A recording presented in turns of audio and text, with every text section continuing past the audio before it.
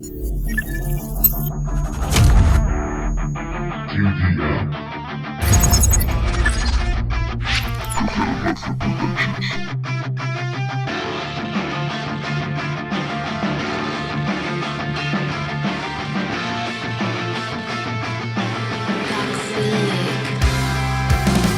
Tengo que hablar contigo, es ahora o nunca.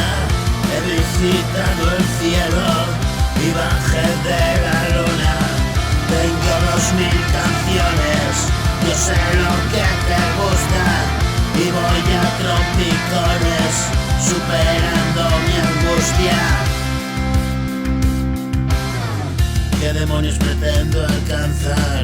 Roba horas de sueño mi cantar, escribiendo hasta reventar. Bien, espero que te pueda gustar. Permanentemente encerrado en esta celda que he creado, sufro a voces mi desagrado. Escribiendo la historia año tras año, es mi manera de vivir y siento que ya he estado aquí. Tal vez sea otro déjà vu.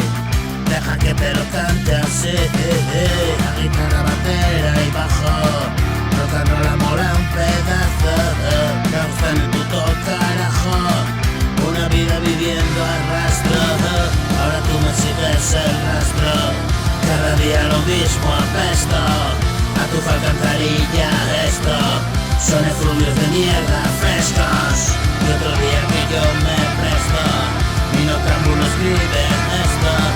Bendito mira desde el cielo, espéranos por mucho tiempo. Tengo la patata al rojo y los huevos de corbata. Otro día que antojo, ya no vivo en modo rata. Y siempre te vengo a contar cómo he podido escapar.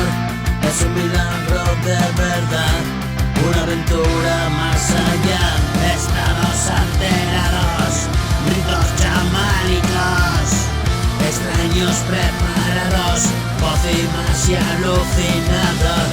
Ven que te cuento el cuento del hombre pájaro. Yo vuelo por el cielo y siempre caigo en picado, esperando su huida. Me vi tan acabado tras 3 noches de bajón y un suicidio sentenciado.